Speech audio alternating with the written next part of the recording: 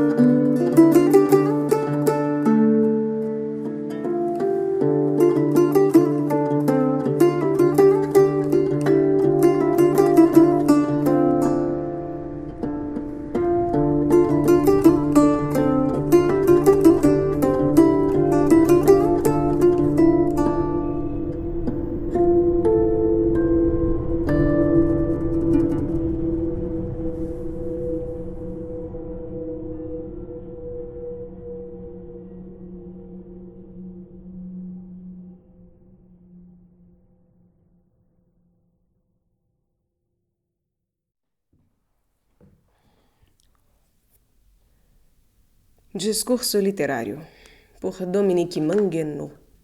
Tradução de Adail Sobral, editora Contexto, canal Le Conde. Caros ouvintes, caso gostem do que aqui será lido, por favor, adquiram o livro. E caso gostem do meu trabalho, possam, devam e queiram auxiliá-lo, centavos serão bem-vindos, seja via Pix, PayPal, Apoia-se ou Vaquinha. Os links estão todos no descritivo. Também é possível comprar livros que chegarão até mim pela lista de desejos da Amazon para que sejam gravados, ou ainda é possível ser membro aqui do canal. Os links estão todos no descritivo. Meu muito obrigada à professora Luciana que me emprestou este livro e eu peço, é claro, para que todos curtam, compartilhem, comentem, inscrevam-se no canal caso já não tenham feito, pois isso faz diferença em termos de engajamento. Obrigada a todos pela presença, eu desejo uma boa escuta.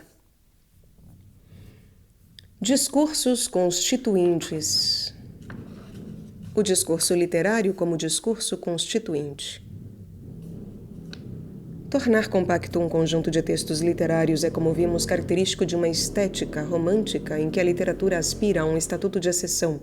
De um lado, o burburinho infinito das palavras vãs, transitivas, cuja finalidade se acha fora delas mesmas, e de outro, o círculo estreito das obras, intransitivas, que exprimem a visão de mundo singular de um Criador soberano. Essa linha divisória transferiu-se para o ensino, apesar dos esforços que em larga medida permaneceram programáticos de alguns linguistas do começo do século XX, no sentido de promover uma estilística aplicável a todo tipo de texto. A escola reservou constantemente a estilística ao estudo de textos literários.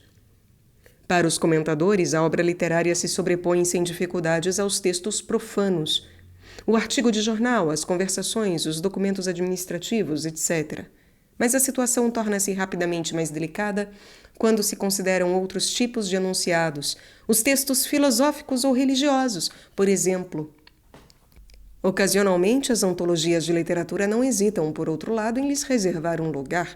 Para o século XVII francês, Descartes ou Fontenelle, quanto ao discurso filosófico, e São Francisco de Sales, Bossuet e Pascal, quanto ao discurso religioso, alcançam o estatuto de grandes escritores em função do fato do seu estilo ser dotado de uma qualidade particular. São Francisco de Sales pode ser ouvido aqui, aliás. Mas esse tipo de justificação passa ao largo do essencial.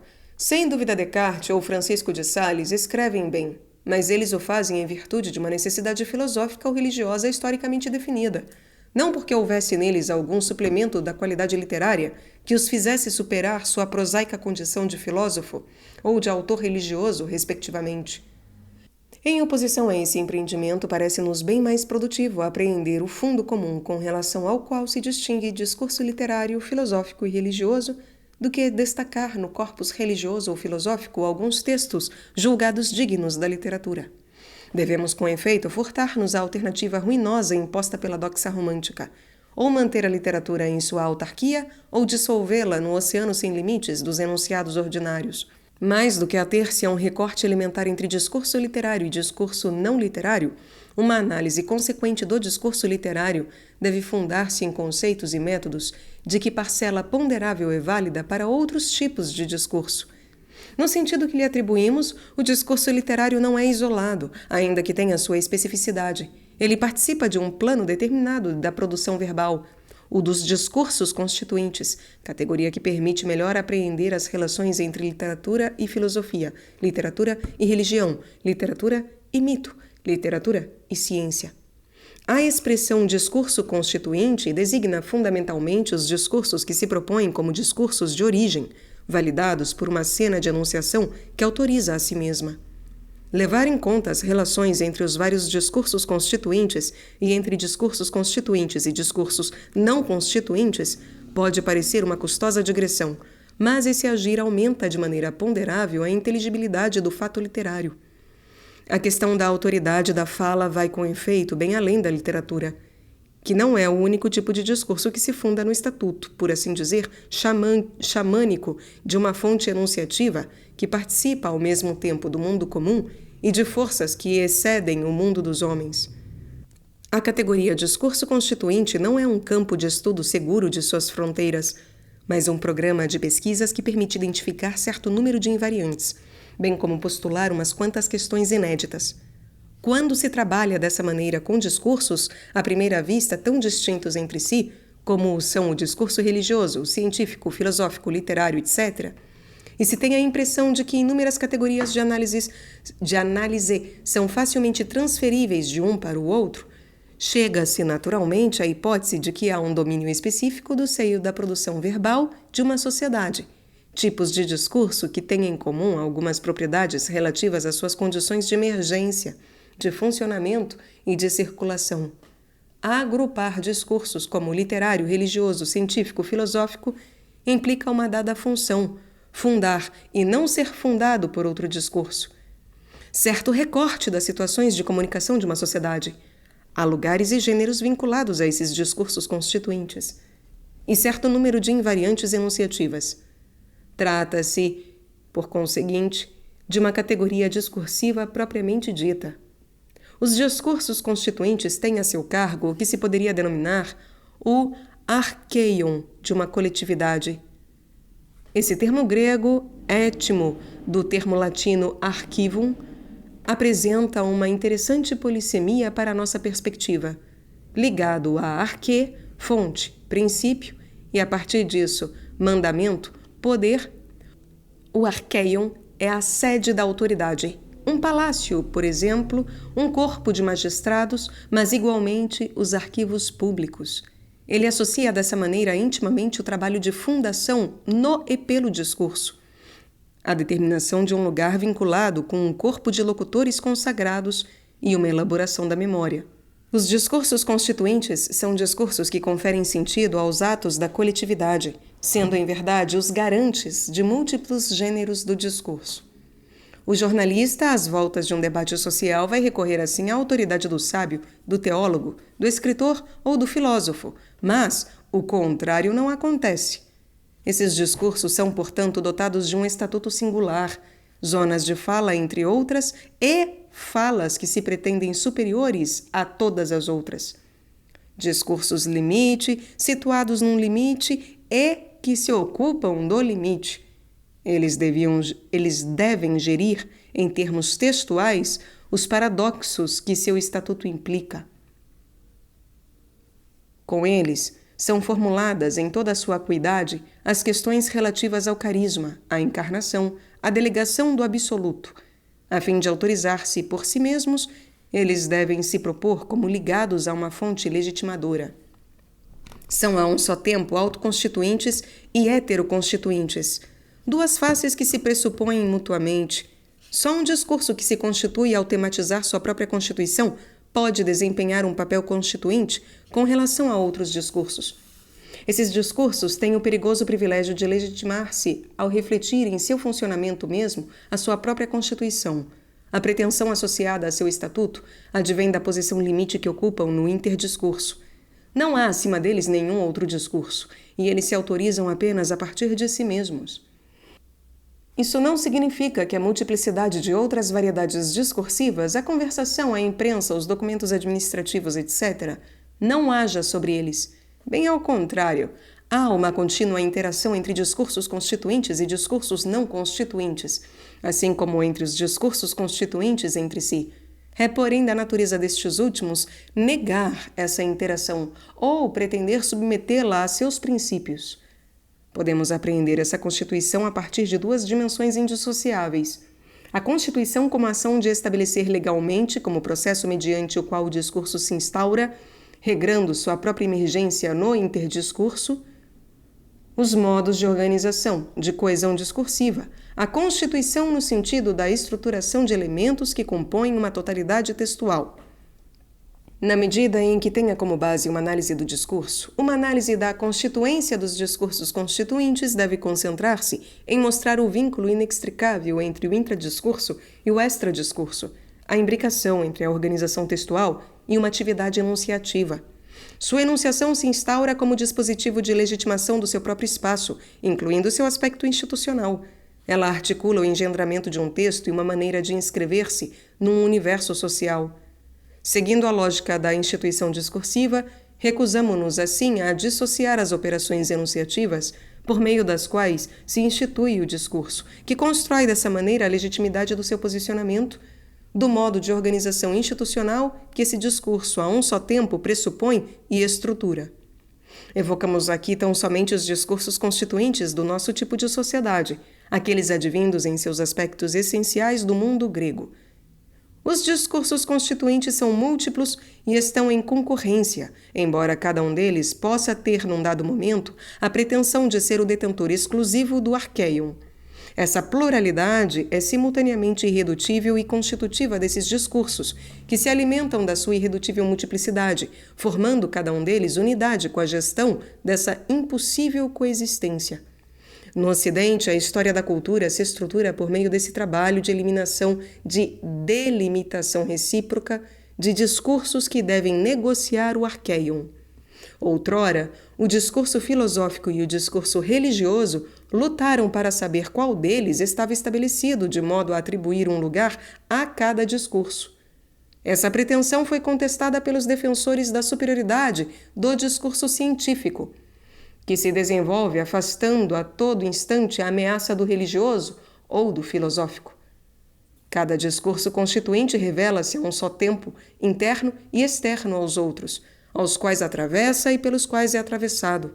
Eles se excluem e se convocam simultaneamente. Se o discurso científico não pode propor-se em conjurar de modo incessante a ameaça do discurso religioso, este não para de negociar seu estatuto com relação ao discurso científico.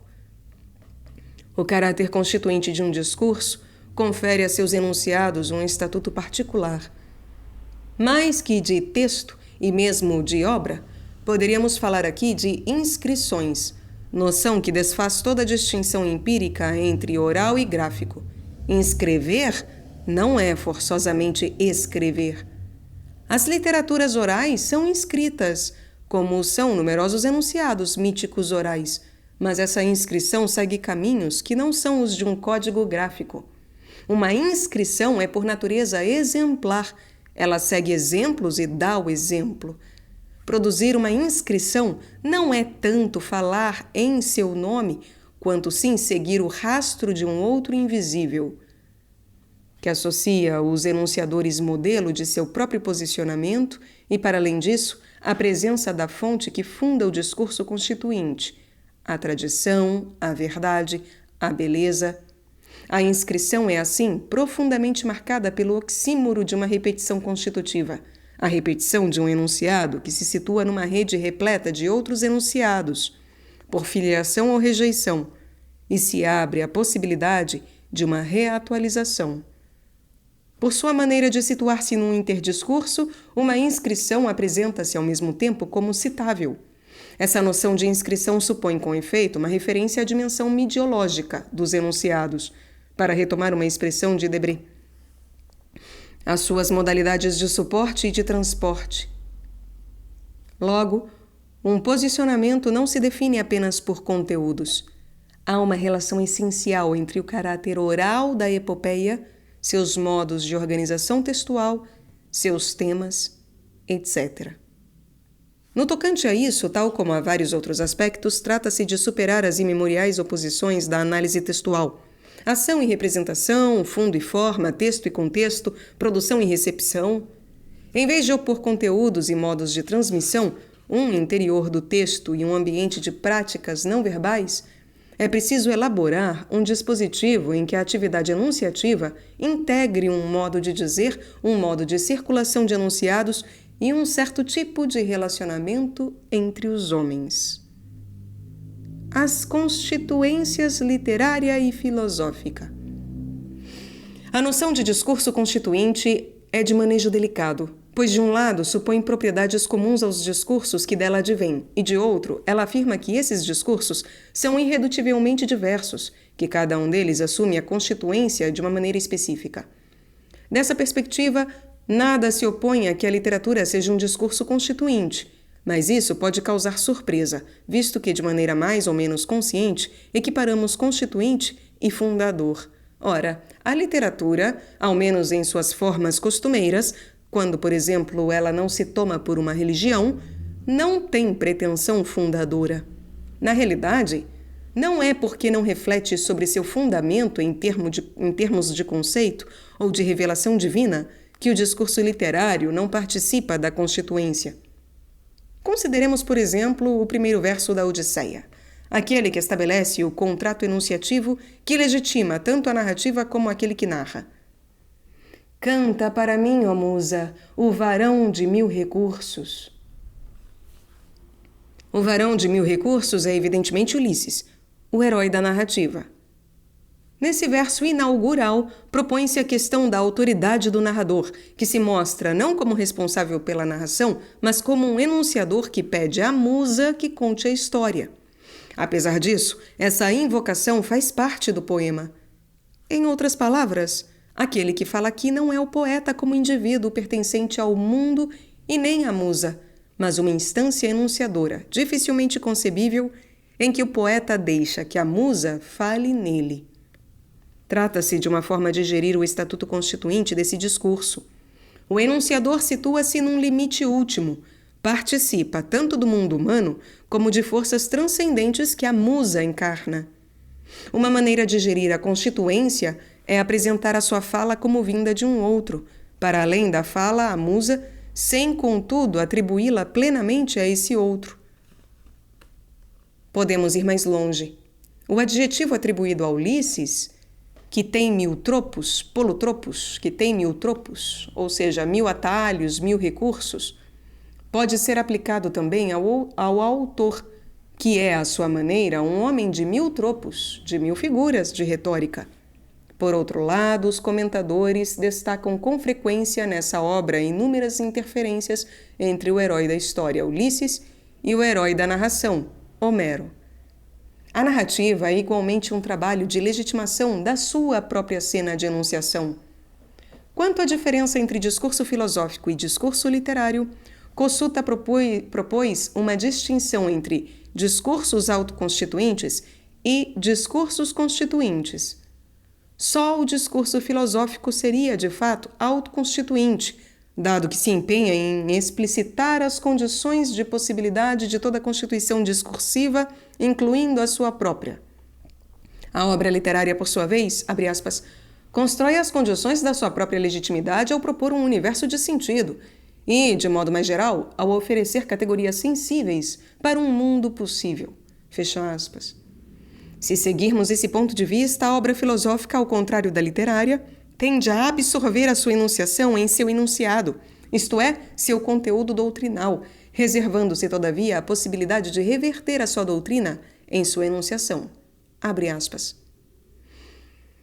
Ela reduz ao máximo seu quadro enunciativo, ou, pelo contrário, o exibe, mas, ao tematizá-lo direta ou indiretamente no plano conceitual para melhor controlá-lo, correndo o risco de deixar um resto irredutível entre dispositivo enunciativo e esquemas doutrinais.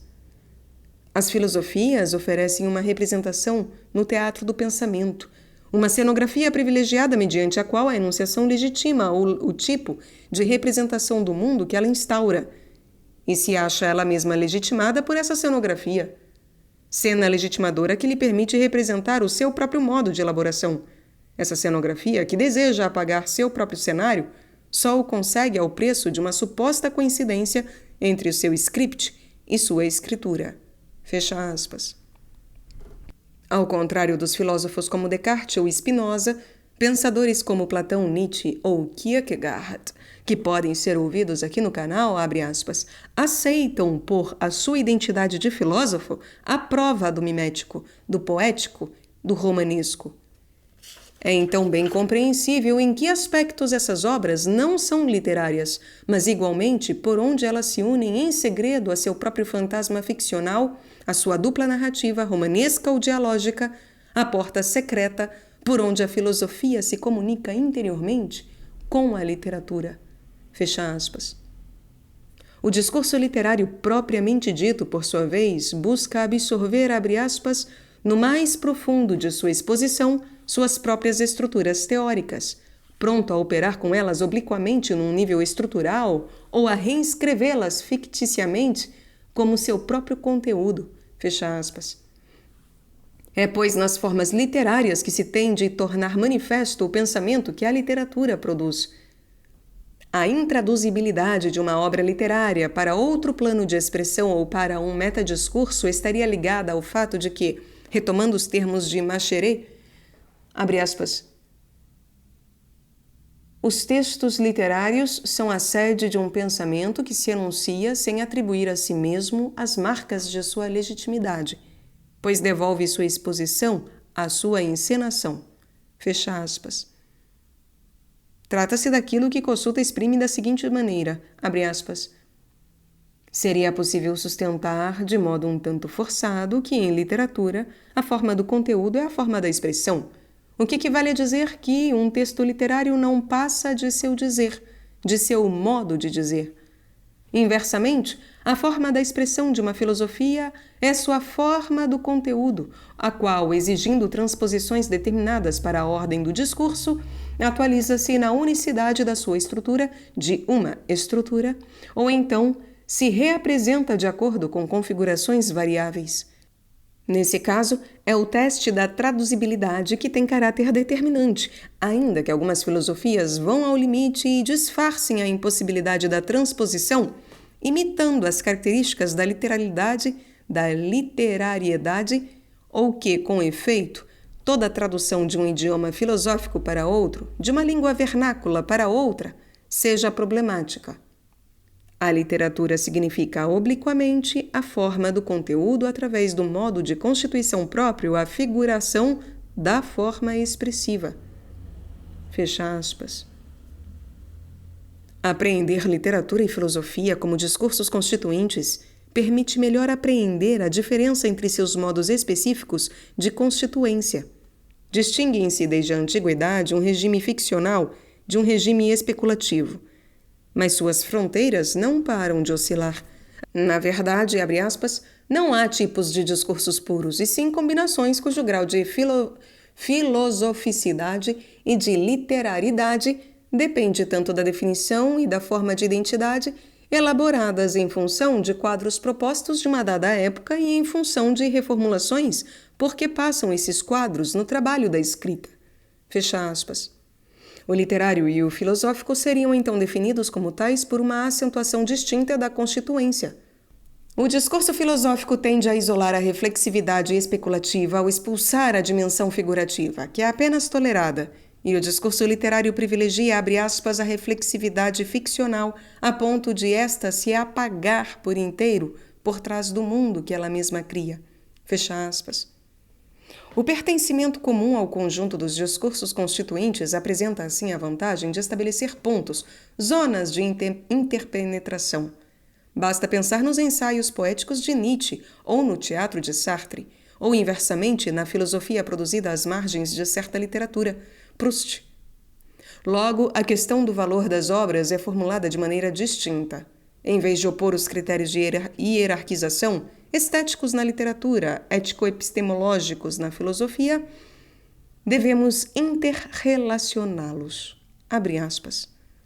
De fato, as literaturas produzem efeitos de inteligibilidade, efeitos de real, pelo próprio fato de produzir sinestesias estéticas. E, inversamente, as filosofias propõem o fazer obra como um fazer mundo, de uma maneira indireta que mobiliza dimensões que, se não são de ordem estética, são ao menos estético-pragmáticas. Fecha aspas. Esse tipo de reflexão sobre as relações entre as constituências literária e filosófica deveria estender-se a outros discursos constituintes, ao religioso e ao científico em particular, cujas linhas divisórias afiguram-se sobremodo complexas, mas se beneficiam de um tratamento no âmbito de uma reflexão sobre os regimes de constituência que se encarregasse das zonas de recobrimento e de irredutibilidade. É notório, por exemplo, que a relação entre o criador literário e o profeta religioso seja instável. Ao longo do século XIX, houve inclusive uma tentativa sistemática da ala mais radical do campo literário para conferir aos artistas um estatuto quase religioso. Alguns aspectos dos discursos constituintes. Aquele que enuncia no âmbito de um discurso constituinte não pode situar-se nem no exterior nem no interior da sociedade. Está fadado a adotar sua obra do caráter radicalmente problemático do seu próprio pertencimento a essa sociedade. Sua enunciação se constitui mediante a própria impossibilidade de atribuir a si um verdadeiro lugar. Localidade paradoxal, paratopia, que não é ausência de lugar, mas uma difícil negociação entre o lugar e o não lugar, uma localização parasitária, que retira a vida da própria impossibilidade de estabilizar-se. Sem localização, não há instituições que permitam legitimar e gerir a produção e o consumo de obras. Mas sem deslocalização, não há verdadeira constituência. No caso da filosofia, por exemplo, essa paratopia se manifesta desde o começo, com Sócrates, discutindo na praça junto das bancas e em outros lugares. Enunciador da ágora, Sócrates, na verdade, pertence apenas a um lugar que excede todos os lugares. Em seguida, a filosofia vai definir-se por uma série de lugares mais ou menos parasitários de que se apropria de modo mais ou menos duradouro. Na antiguidade, por exemplo, a academia, o pórtico, o liceu. Ao lado desses lugares, que tendem a se institucionalizar, filósofos como os cínicos instauram a versão extrema da paratopia. O tonel de Diógenes deslocando-se pela cidade. Em contrapartida, ela é um espaço no qual os discursos constituintes devem delimitar um território, correlato de uma identidade discursiva, aquele no qual se instalam os diversos posicionamentos concorrentes. Esse espaço não assume necessariamente a forma de um campo autônomo, como o campo literário do século XIX, no século XIX. Suas modalidades variam de lugar para lugar e de época para época. Não se pode, contudo, falar de discursos constituintes na ausência de um espaço em que sejam comparáveis os agentes e os discursos em conflito pela legitimidade enunciativa. A unidade de análise pertinente não é um discurso fechado em si mesmo, mas o sistema de relações que permite que cada discurso se instaure e se mantenha. A relação com os outros e a relação consigo mesmo só são distinguíveis em termos ilusórios, não estando um interdiscurso no exterior de uma identidade encerrada em suas próprias operações, ainda que todo posicionamento se queira nascido de um retorno às coisas mesmas, de uma justa apreensão do belo, do verdadeiro, etc., que os outros posicionamentos teriam esquecido ou desfigurado. Quando trabalhamos com discursos constituintes, estamos diante de sólidas estruturas textuais que pretendem ter um alcance global, dizer algo sobre a sociedade, a verdade, a beleza, a existência. A bem dizer, esses discursos de alcance global são elaborados localmente, no seio de grupos restritos que não se ocultam por trás da sua produção, que a moldam por meio dos seus próprios comportamentos. Todo estudo que se pergunta sobre o modo de emergência, circulação e consumo de discursos constituintes deve dar conta do modo de funcionamento dos grupos que os produzem e gerem. As diversas escolas filosóficas do mundo helênico não são as academias do século XVII, as escolas de ciências humanas, nem os laboratórios da física moderna. Mas, em todos os casos, o posicionamento supõe a existência de comunidades discursivas, que partilham um conjunto de ritos e de normas. Podem-se distinguir dois tipos de comunidades discursivas estreitamente imbricadas: as que gerem e as que produzem o discurso. Com efeito, um discurso constituinte não mobiliza somente os autores, mas uma variedade de papéis sociodiscursivos encarregados de gerir os enunciados. Por exemplo, no caso da literatura, as críticas literárias de jornal, os professores, as livrarias, os bibliotecários, etc. A forma assumida pelas comunidades discursivas de produtores, grupos que só existem na e pela enunciação de textos, varia tanto em função do tipo de discurso constituinte, como em função de cada posicionamento. O posicionamento não é só um conjunto de textos, um corpus, mas a imbricação de um modo de organização social e um modo de existência dos textos. De nada vale pensar os autores das luzes independentemente da rede internacional da República das Letras, nem os autores jansenistas independentemente dos solitários de Port Royal. O discurso literário inclui inúmeros escritores que pretendem agir fora de todo pertencimento, mas uma das características desse tipo de discurso é precisamente suscitar essa pretensão. Os escritores têm por pares os eremitas que se afastaram do mundo, ou os filósofos solitários. Os solitários podem, sem dúvida, afastar-se das cidades, mas não sair do espaço que seu estatuto lhes confere, e com base no qual propõem seus atos simbólicos. A análise de discursos constituintes não se reduz ao estudo dos grandes textos, às obras dos grandes sábios, às grandes obras de literatura, aos grandes textos religiosos, etc., ou de alguns gêneros de texto privilegiados, as produções teológicas destinadas a teólogos, as produções de vanguarda, os artigos científicos destinados a pesquisadores científicos, etc. Seu objeto é uma produção discursiva fundamentalmente heterogênea. É certo que alguns textos adquirem o estatuto de inscrições definitivas, tornando-se o que poderíamos denominar arquitextos. Por exemplo, a Odisseia, Madame Bovary, a Montanha Mágica, no caso da literatura, a Ética de Spinoza ou a República de Platão, que pode ser ouvida aqui no canal, no caso da filosofia.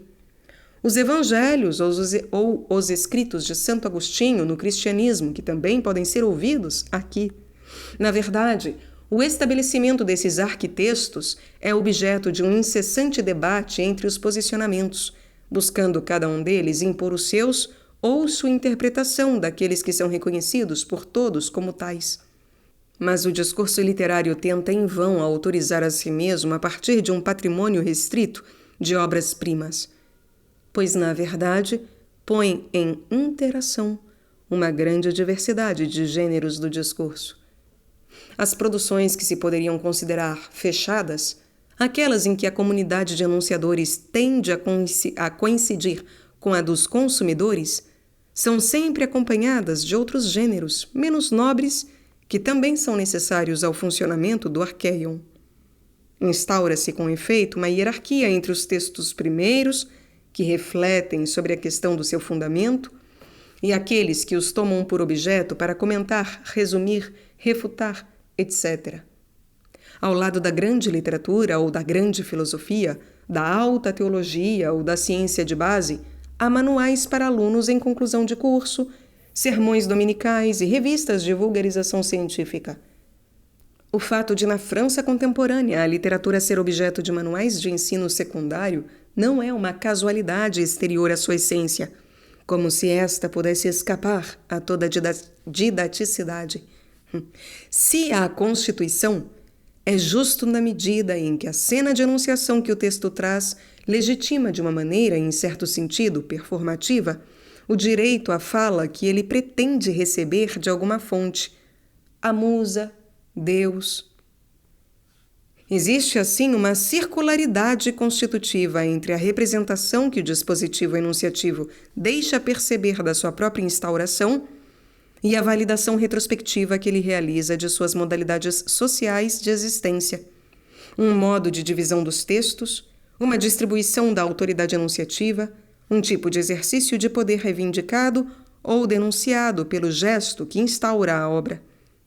Esse processo especular entre discurso e instituição incide, em particular, sobre 3 dimensões. O investimento de uma cenografia faz do discurso o lugar de uma representação da sua própria enunciação. O investimento de um código de linguagem, ao operar sobre a diversidade irredutível de zonas e registros de língua, permite produzir um efeito prescritivo que resulta da conformidade entre o exercício da linguagem, que o texto implica, e o universo de sentido que ele manifesta. E o investimento de um ethos dá ao discurso uma voz que ativa o imaginário estereotípico de um corpo enunciante socialmente avaliado. Essas noções estreitamente articuladas de cenografia, código de linguagem e ethos são uma maneira de abordar a questão do poder que a enunciação tem de suscitar a adesão ao inscrever o seu destinatário numa cena de fala que é parte do universo de sentido que o discurso pretende promover. Quadro hermenêutico e máximas conversacionais. Como todo discurso constituinte, a literatura mantém uma dupla relação com o interdiscurso. De um lado, as obras se alimentam de outros textos mediante diferentes procedimentos, citações, imitações, investimento de um gênero, e do outro, elas se expõem à interpretação, à citação, ao reemprego. O intérprete é aqui bem distinto de um simples leitor. Ainda que isso contrarie o modo comum de pensar, é num mesmo movimento que se instauram o texto a interpretar e seu comentário. O texto não é um enunciado autossuficiente a que se somaria contingentemente um intérprete. Ele só é um enunciado ao ser tomado num quadro hermenêutico que vem garantir que um dado texto deve ser interpretado. Isso implica que o texto é digno de interesse, que é singular e extraordinário. Por meio dele, uma fonte transcendente envia uma mensagem. Que essa mensagem trate de questões relativas aos fundamentos. Que essa mensagem seja necessariamente oculta. Que haja necessidade de uma exegese, de uma leitura não imediata do texto para decifrá-lo. O comum dos mortais não tem acesso direto a ele. Essa leitura implica, ao mesmo tempo, 1. A existência de técnicas que constituam um objeto de uma aprendizagem e 2. Uma relação privilegiada do leitor com a fonte do texto. Mas no tocante a isso, um debate recorrente opõe aqueles que privilegiam a legitimação conferida pelo domínio das técnicas aos que privilegiam a experiência pessoal, o carisma.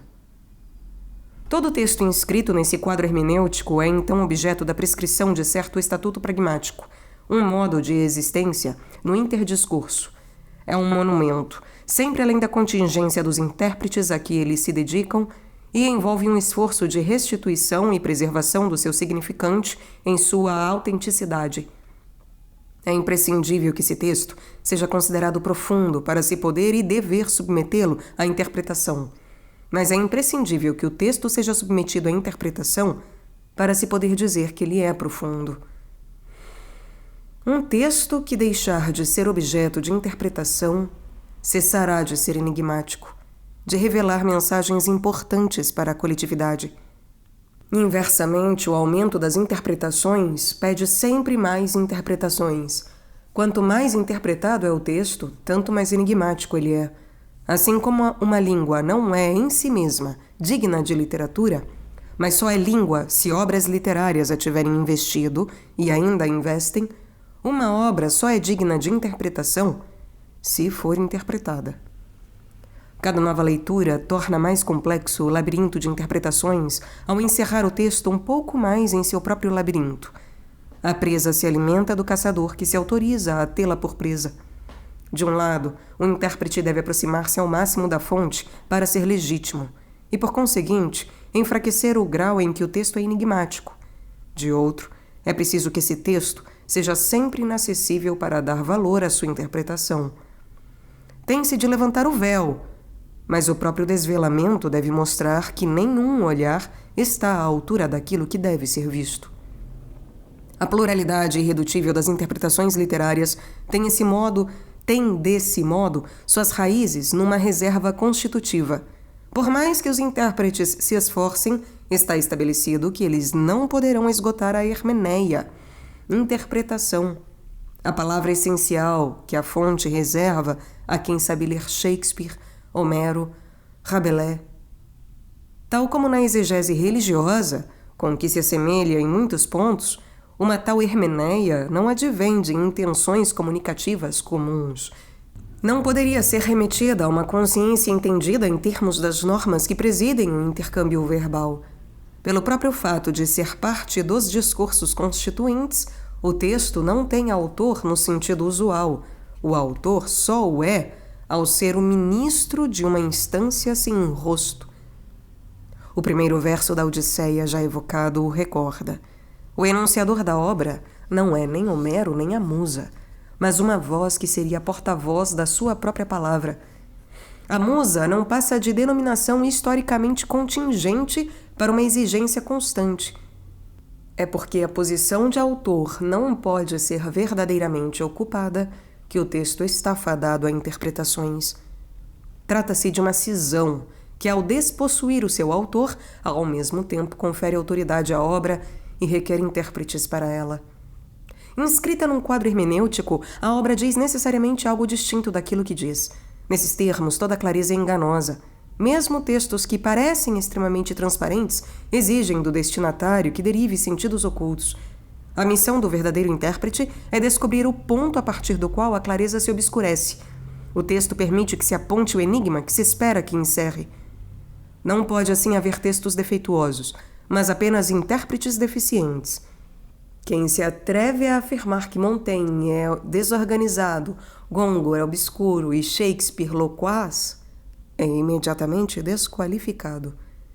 Sejam quais forem as transgressões das leis do discurso ou das normas do gênero de que a obra é culpada, o quadro hermenêutico garante que, num nível superior, essa falta seja apenas aparente e que as exigências da comunicação sejam respeitadas.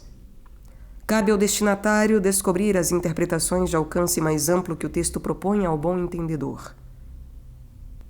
Se na conversação usual o destinatário tem necessidade de índices para derivar os subentendidos, basta a um texto ser literário para tornar-se portador de um outro sentido que não pode ser literal nem trivial. A explicação de textos escolares e todas as suas variantes está fundada nesse tipo de contrato hermenêutico. A paráfrase é julgada aí a falta por excelência, dado que ofende o texto. O sentido extraído pelo parafraseador nem é oculto, nem interessante. Na verdade, o quadro hermenêutico vai além de dizer que há um sentido oculto. Ele define os contornos da natureza desse sentido, que deve mobilizar referenciais últimos, o destino do homem, os poderes da linguagem, a missão da arte, etc.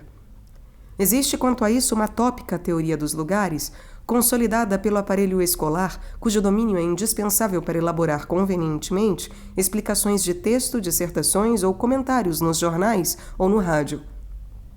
Cada intérprete legitima-se mediante cada interpretação bem-sucedida.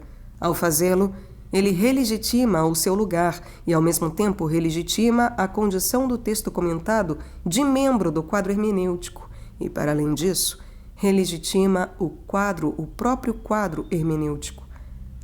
Todo comentário bem-sucedido provoca, assim, um duplo reconhecimento: gratidão e legitimidade.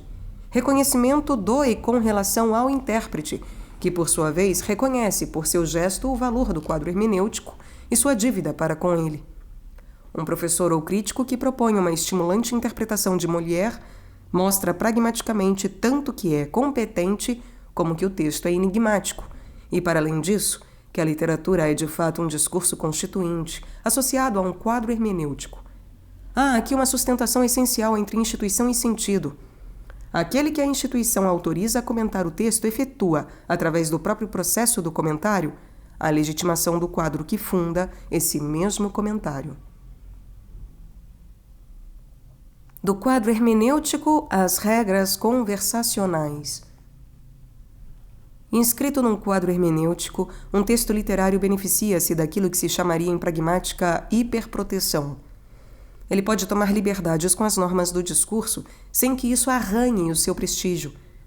Uma das grandes teses das correntes pragmáticas é a da existência de uma espécie de deontologia linguística, a ideia de que os intercâmbios verbais são regidos por normas que receberam diversos nomes e foram objeto de diferentes modelos, em particular a partir da célebre teoria de Herbert Paul Grice sobre as implicaturas, que postulava a existência de máximas conversacionais sujeitas ao princípio de cooperação.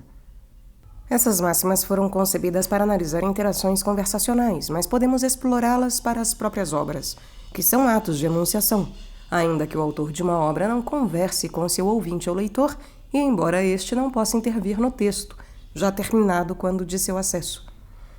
Tratando o processo de comunicação da obra literária como um ato de enunciação sujeito, embora de maneira específica, às normas de interação verbal, afastamo-nos da concepção de literatura vigente desde o romantismo, que julga que a obra constitui um mundo autárquico cuja elaboração ocorre fora de toda consideração de sua recepção.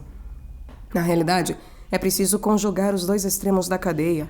A enunciação da obra se funda em máximas conversacionais, mas sem se deixar encerrar nelas. Na condição de discurso, a literatura não pode ignorar as exigências do princípio de cooperação, mas na condição de literatura, ela se submete a esse princípio em função da economia que lhe é própria. Há entre as máximas conversacionais a que conclama a não fugir do tema, o que é um princípio frequentemente transgredido na literatura.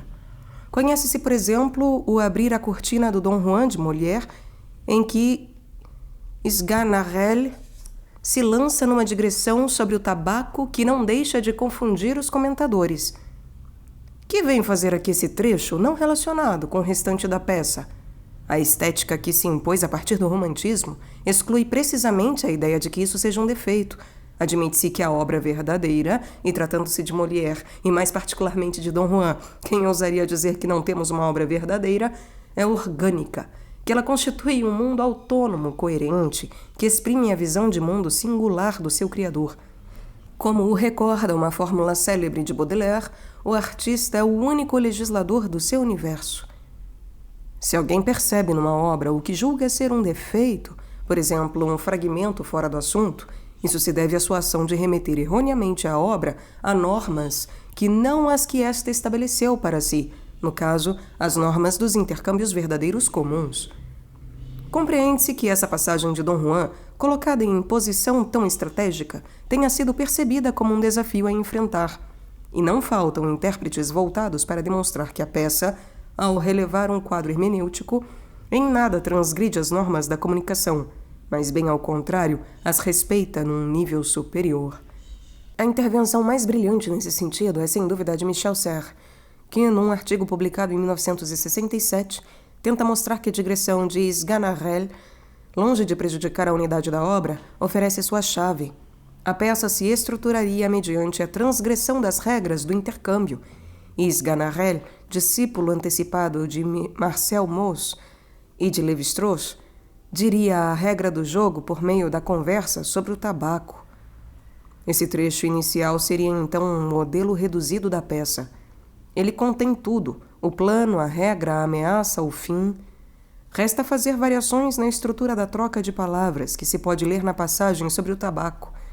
Os três comportamentos de Dom Juan com relação às mulheres, ao discurso e ao dinheiro formam três variações paralelas do tema do tabaco. Assim, o uno retoma plenamente seus direitos. A peça perde sua excrescência maligna e a integralidade de sua intriga pode desenrolar-se em torno de uma invariante estrutural. Nesse caso, o processo hermenêutico alcança seu rendimento máximo. A transgressão das normas do discurso é a marca de que é preciso inferir um sentido oculto, que é precisamente uma reflexão sobre a transgressão. O empreendimento perfeitamente exemplar de Serres pode ser traduzido em termos pragmáticos. Como se sabe, as implicaturas conversacionais são hipóteses que o intérprete é levado a fazer para conciliar a enunciação com o postulado do respeito pelo locutor às máximas conversacionais, que os dois parceiros conhecem. A e B têm conhecimento dessas normas, sabem que o outro as conhece, sabem que o outro sabe que eles as conhecem, e assim por diante. Dessa perspectiva, considera-se que o ato de enunciação que liga o arqui-enunciador, no caso Molière, e o público mobiliza normas do mesmo tipo das máximas conversacionais. Se essa digressão está numa posição saliente, o começo da obra, o alvo, é incitar o destinatário a buscar uma implicatura de tipo conversacional. Seguindo o procedimento ilustrado por Grice, o autor daria a entender que é preciso ir além do sentido literal. O espectador, não tendo motivos para crer que o autor não observa os princípios de cooperação dramática, seria assim levado a entender que tem de buscar uma interpretação adequada, um subentendido. O destinatário, com efeito, abre aspas, baseia-se no evento que constitui a enunciação, na escolha do enunciado pelo locutor num dado momento e em dadas circunstâncias. Fecha aspas. Nos termos de Diderot. Resta, evidentemente, construir essa interpretação implícita, mas esse é o pão de cada dia dos intérpretes que trabalham num quadro hermenêutico. Poderíamos imaginar aqui uma aplicação do princípio de pertinência de Sperber e de Wilson. A hermeneuta buscaria justificar o postulado do caráter ótimo da comunicação estabelecida pela obra ao encontrar o implícito que produz o maior número de efeitos contextuais. Contudo, aqui não está em questão considerar mais pertinente a interpretação que demanda menos esforços de tratamento, porque os textos literários são tomados numa comunicação hiperprotegida. Por sob essa necessidade de anular os defeitos da obra, encontramos o pressuposto de que esta transmite uma mensagem, uma hermeneia, que não poderia ser remetida às intenções de uma consciência tomada segundo as normas que presidem o intercâmbio usual. Sejam quais forem as transgressões das normas de discurso, incluindo as normas dos diferentes gêneros, de que a obra é culpada, o quadro hermenêutico nos assegura que, num nível superior, a falta é só aparente.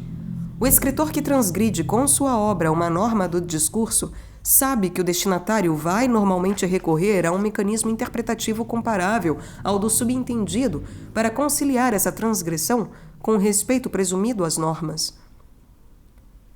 Quer adotemos a perspectiva estilística de um Proust ou de um Spitzer, que postulam, para além das aparências, a coerência de uma visão de mundo, Molièresca ou como Serre, que tem uma perspectiva estrutural, ou ainda um ponto de vista pragmático, que trabalha com os implícitos, ainda assim o resultado permanece, em todos os casos, o mesmo. A aparente transgressão foi reduzida, seguindo-se nisso o que prescreve a inscrição do texto num quadro hermenêutico. Uma diversidade de procedimentos. Como regra geral, o autor pode confiar no quadro hermenêutico. Sendo seu texto, por seu estatuto virtualmente hiperprotegido, ele espera do leitor modelo que ele faça o esforço de extrair os implícitos necessários para conciliar as transgressões das normas interacionais com o postulado de que o princípio da cooperação é sempre respeitado. Mas como a instituição literária e os contratos genéricos tentam em vão legitimar antecipadamente seu empreendimento, o autor sente com frequência a necessidade de se justificar, e tanto mais porque o universo estético de que participa não postula a autonomia absoluta das obras literárias. O simples fato de tomar a palavra, o que é propor uma obra ao público senão uma tomada de palavra superlativa, constitui, do ponto de vista goffmaniano, uma incursão territorial, uma ameaça à face negativa do destinatário, que pede reparações. As múltiplas formas de captatio benevolentiae ilustram essa exigência. A situação de Oronte em O Misantropo 1 e 2 tem aqui valor exemplar. As estratégias que ele usa, fórmulas de autodepreciação, cumprimentos a Alceste, ofertas de amizade, para minimizar a ameaça que faz pesar sobre o outro ao ler seus versos, são o espelho da própria condição do autor. Com efeito, que faz Molière ao nos levar a rir de Oronte, se não reparar com isso a incursão territorial de que é culpado, ao fazer os espectadores escutar sua peça mediante pagamento durante várias horas? Dizer e justificar seu dizer são indiscerníveis. Ao proporcionar prazer ao público, ele oculta a sua falta e a devolve. Se a obra tiver sucesso, o destinatário é que deve desculpas ao autor. De maneira performativa, Ele repara com a sua obra a ofensa que cometeu ao dirigir essa mesma obra ao público. Mesmo que habitualmente essa transgressão seja bastante eufêmica e mesmo dissimulada pelo pertencimento da obra a um gênero reconhecido e, para além disso, à instituição literária, a enunciação é visitada pela angústia da rejeição. É sobretudo nos prefácios, introduções, preâmbulos de todos os tipos que o autor deve se adaptar às normas de cooperação verbal. Essas justificações são parte integrante da obra, que se caracteriza, entre outras coisas, por sua maneira de remeter ao quadro hermenêutico que a domina. A mais simples estratégia de legitimação das transgressões é evidentemente invocar uma distinção entre o sentido manifesto e o verdadeiro sentido da obra, isto é, o próprio princípio hermenêutico. O todo do texto funciona, assim, como um vasto ato de fala indireto que exige do destinatário um trabalho de derivação de um sentido oculto. No tocante a isso, o célebre prólogo de Gargantua é exemplar. Esse texto carnavalesco, Bakhtin, apresenta-se, com efeito, como sendo aparentemente incompatível com a exposição de uma doutrina filosófica ou moral. Abre aspas. Tomando a coisa à letra, encontrareis assuntos bem jocosos que correspondem exatamente ao nome. Mas é preciso não parar, como no Canto das Sereias, e sim interpretar em sentido mais elevado o que porventura julgardes dito com intenção de fazer pilhéria. Tereis destapado algum dia uma garrafa? Trazei à memória a vossa capacidade de abstinência. Reparastes alguma vez um cão que encontra um osso com tutano? Como diz Platão, livro 2º da República, o cão é o animal mais filosófico do mundo. Se o tiverdes visto, tereis podido observar com que devoção o contempla, com que cuidado o observa, com que fervor o pega, com que prudência começa a sugá-lo, com que afeição o parte e com que diligência o lambe. Seguindo o seu exemplo, convém-nos ser sábios no degustar, sentir e estimar esses belos livros, tão graciosos por fora, ligeiros da perseguição e densos no contato. Depois, lendo com curiosidade e frequente meditação, quebrai o osso e sugai o substancioso tutano, ou seja, o que eu entendo por esses símbolos pitagóricos, com a fundada esperança de chegar a ser esforçados e prudentes sob o influxo da referida leitura. Fecha aspas. As alusões a autoridades como Platão e Pitágoras e práticas tradicionais da hermenêutica religiosa inscrevem o autor numa filiação que, como toda genealogia, tem valor legitimante. A reivindicação de um duplo sentido tem o efeito de definir o público qualificado, de dizer de que tipo de destinatário se espera o reconhecimento.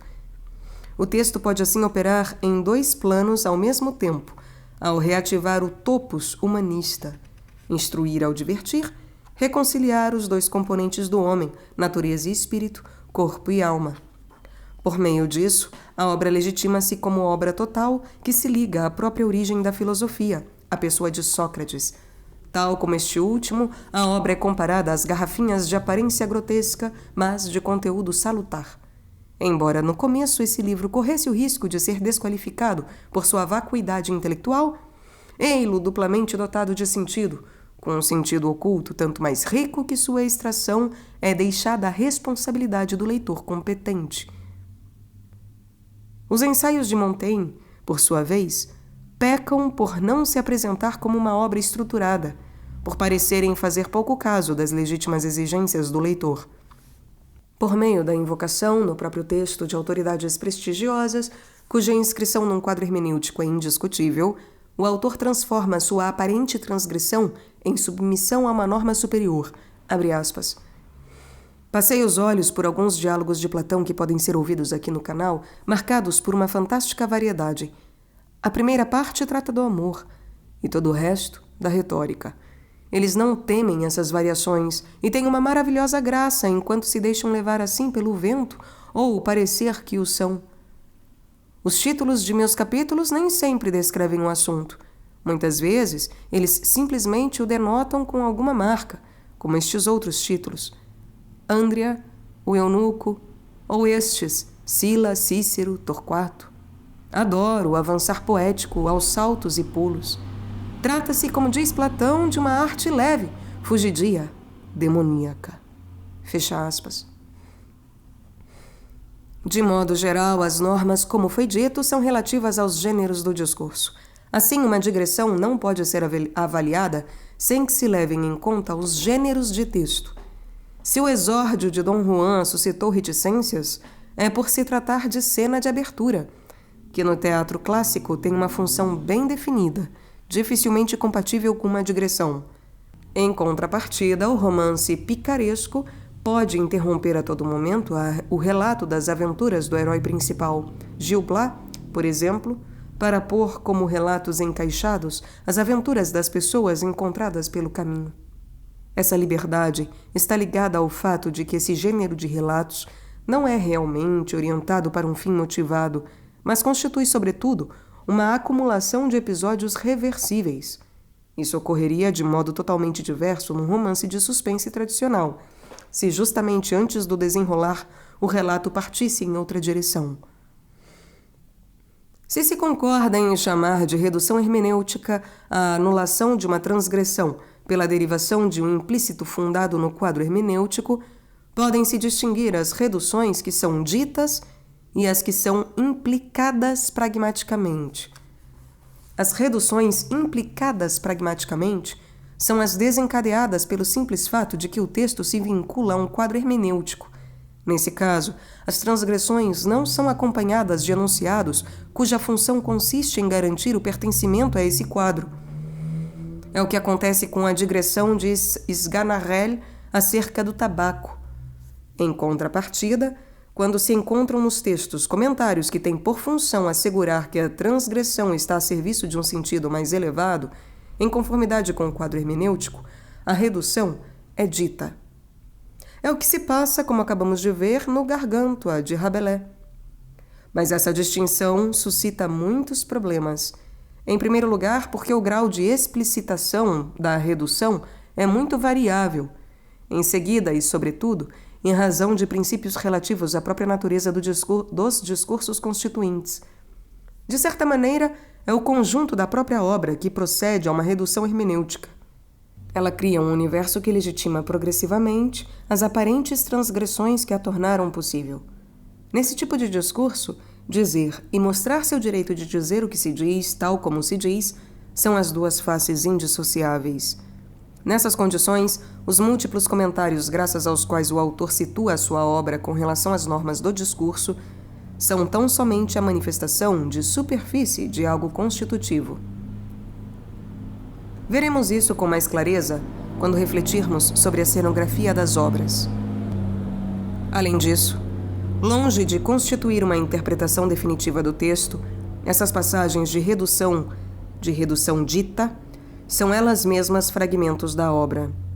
Não existe meta-discurso do autor sobreposto à obra. Consideremos a esse propósito a célebre fábula A Lebre e a Tartaruga, de La Fontaine. Abre aspas. Assim foi feito, e de ambos perto da meta foram colocados os lances. Ter conhecimento disso não é assunto nosso, nem de qual juiz lhe convém. Fecha aspas. No fragmento em que pusemos itálico, ter conhecimento disso não é assunto nosso, nem de qual juiz lhe convém, o narrador comenta a sua própria narrativa, mas esse comentário faz parte da fábula, a qual ele se acha de resto integrado pelo jogo das rimas. A arte da fábula em La Fontaine se caracteriza precisamente a diferença da de Esopo pelo entrelaçamento entre a história e o processo de narração. Ora, é essa singularidade que está discretamente tematizada pela intervenção do narrador. Com efeito, Esopo indica em sua fábula os lances e o juiz da corrida. Há, portanto, aqui um reenvio intertextual que tem um valor de legitimação enunciativa oblíqua. O que o fabulista critica em Esopo? Dar detalhes que transgridem o princípio da pertinência. Ora, para censurá-lo, deve ele mesmo interromper a sua narrativa. Haverá algo de menos pertinente do que precisar o que a narrativa não diz e introduzir, através disso, algumas observações sobre a arte da fábula? Em outras palavras, o autor não faz senão substituir uma transgressão por outra, a pretexto de denunciar a primeira. Mas pode-se considerar que esta última permite definir de fato uma nova fórmula de fabulista, o que inverte a hierarquia entre história e processo de narração. Dessa maneira, o autor justifica, em sua própria narrativa, a fórmula que pretende instituir com o seu leitor. Essa imbricação extrema dos níveis, enunciado, comentário sobre enunciado, metacomentário, apenas ilustra a reflexividade fundamental dos discursos constituintes, que devem motivar o seu próprio quadro enunciativo. A historicidade das normas. Em termos de reduções hermenêuticas, não se pode, contudo, descartar uma distinção entre as normas em vigor no momento da criação e aquelas em vigor em seguida. Na época em que Molière propõe o Misantropo ao público, a sua obra não se beneficia de uma hiperproteção, como talvez tenha ocorrido em sua época com Cícero ou Homero. Ele não pode esperar uma redução hermenêutica para sua digressão sobre o tabaco, caso transgrida as normas dramatúrgicas dominantes. Em contrapartida, o mesmo texto de Molière é hoje posto num quadro hermenêutico e requer, por conseguinte, interpretações como a de um Michel Serres. Não se pode atribuir a Molière um estatuto que ele não possuía então. Seu posicionamento estético vai de encontro à autonomização das obras literárias que se imporá no século XIX. Consideremos agora o começo de um romance contemporâneo que apresenta uma transgressão tanto das normas do romance canônico como das normas da comunicação mais básicas.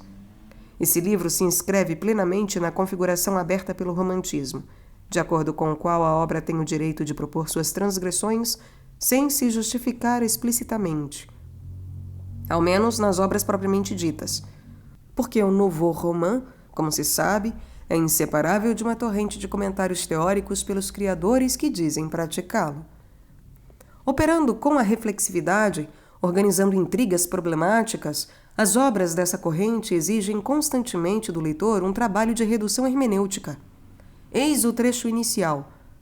Abre aspas. Se a Lorpayer é louca, não posso fazer coisa alguma. Se a Lorpayer é louca, não posso fazer coisa alguma. Ninguém pode fazer coisa alguma. E quem puder provar o contrário é bem esperto. Se a Lorpayer é louca, mas ela é louca? Ela é louca. Afirma que tomei parte direta ou indireta, que estive envolvido no problema do pequeno Ducret, que tenho meus conhecidos na polícia e por isso fiquei impune. Estive envolvido no problema do pequeno Ducret, sem ninguém desconfiar disso. Meu nome não foi citado na investigação. E depois vem essa mulher louca e as línguas não param de falar. Se a Lorpayer é louca, eu disse a Vervain que não posso fazer coisa alguma. Ninguém pode fazer coisa alguma. Deem um jeito de interná-la. Deve haver um meio. De que serve ser química, então? Você tem de saber como fazer.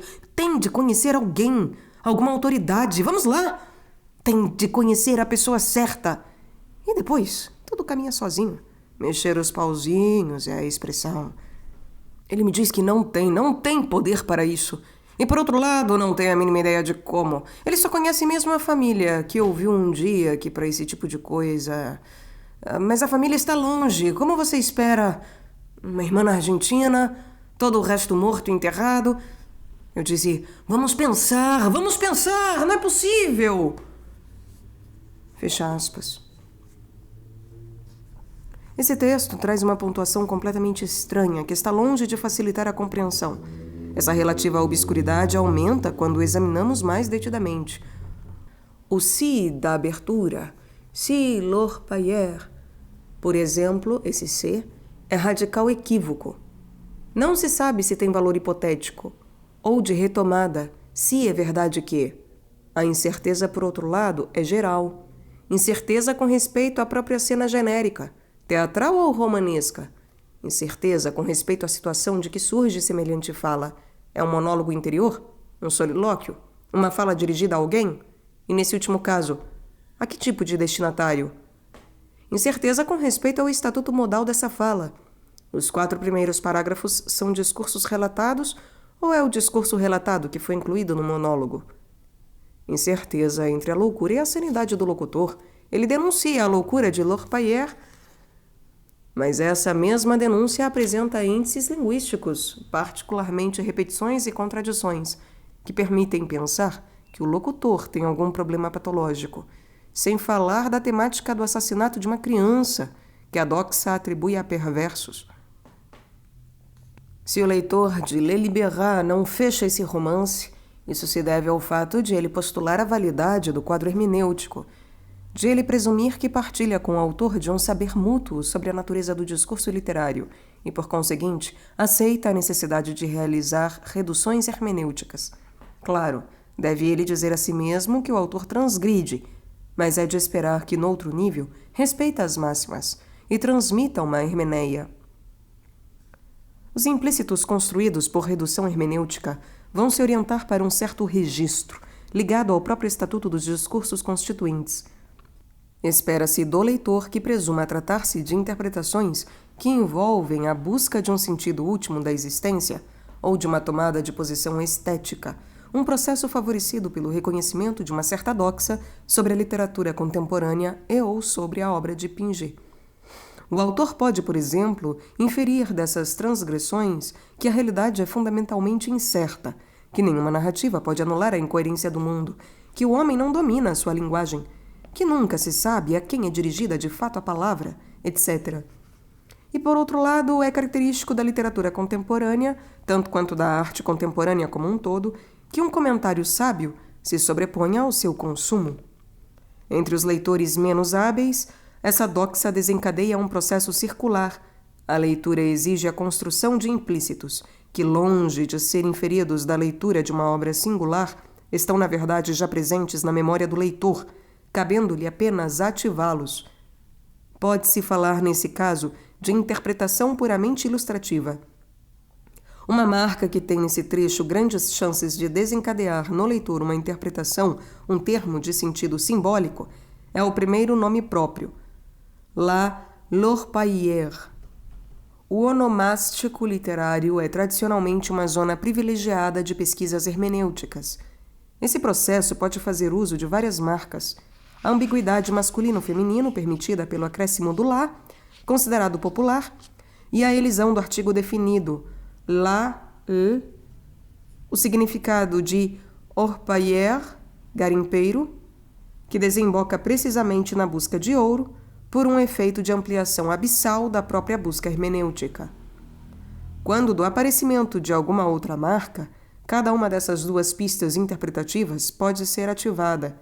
Certa familiaridade com o discurso literário pode incitar o leitor a supor que o fim e o começo da obra respondem um ao outro. Com efeito, em Le Libérat, as últimas palavras tematizam uma busca interminável. A sede implacável é aí posta em relação com a busca do ouro, e mediante uma estratégia costumeira dos intérpretes, com a própria busca do sentido da obra, numa reflexividade generalizada. Abre aspas. Uma sede, mas para aplacá-la eu sempre posso correr. Uma sede, sim, para mim. Fecha aspas. De modo mais preciso, a redução hermenêutica opera aqui em 2 planos. O pertencimento ao tipo de discurso literário leva a construir subentendidos que recorrem aos referentes últimos, a função da arte, as relações entre a linguagem e o mundo, o destino da humanidade. E o pertencimento genérico, o fato de o livro ter na capa a inscrição romance, institui um contrato de leitura romanesca, que ativa a busca por uma intriga, por personagens, etc. Esses 2 planos nada têm de sequencial, misturados inextricavelmente, por vezes de maneira conflituosa. Assim, o caráter hiperprotegido do discurso literário e a legitimação das transgressões que esse estatuto implica entram em conflito com a busca de uma intriga coerente. Uma maneira de resolver esse conflito consiste em, por exemplo, admitir que a transgressão do contrato romanesco destina-se precisamente a fazer derivar um subentendido com respeito ao caráter ilusório das convenções do romance clássico. Basta, contudo, que o autor não pertença aos valores seguros do panteão literário para que se reduza a hiperproteção conferida pelo quadro hermenêutico e, por conseguinte, o crédito de que ele pode beneficiar-se. O caso de um Léon Bloy, que se acha na fronteira entre os autores reconhecidos e os não reconhecidos, é digno de nota. Abre aspas. Alguns encontrarão nesse livro inúmeros defeitos. Talvez eles existam. O que há aqui de garantido é aquilo que importa em Le Désespéré, sua ruptura. Fecha aspas. O crítico que redige dessa maneira um prefácio para o romance de Bloy concede que pode haver nele transgressões estéreis sem redução hermenêutica, defeitos, e busca uma legitimação, que se acha de alguma maneira para além da arte, ruptura. Mas no tocante a isso, as regras podem mudar. Basta, por exemplo, que surjam novas categorizações. Nos anos 1960, vimos nesse sentido a noção do barroco abrir a possibilidade de integrar obras antes julgadas mal estruturadas. A ilegibilidade atribuída a algumas obras oferece também aos escritores a possibilidade de conferir a si mesmos uma nova legitimidade mediante a instituição de filiações inéditas, ao reabilitar por meio das obras textos antes desqualificados.